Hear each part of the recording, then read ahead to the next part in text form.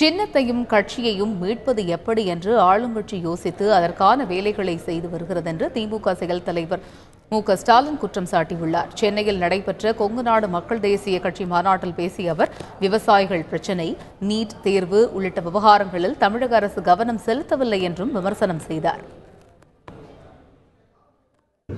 கட்சியை யார் காப்பாற்றுவது? கட்சியுடைய சின்னத்தை எப்படி காப்பாற்றுவது? தேர்தல் கமிஷனுக்கு சென்று லஞ்சம் கொடுக்கக்கூடிய நிலையில இன்றைக்கு ஒரு வழக்கு டெல்லியில காவல் நிலையத்தில் வழக்கு ஒன்று பதிவு செய்யப்பட்டிருக்கு. ஆக அதிலிருந்து எப்படி தப்பிப்பது என்ற நிலையில்தான் இன்றைக்கு ஆட்சியில் இருக்கக்கூடியவர்கள் இருக்கிறார்கள்.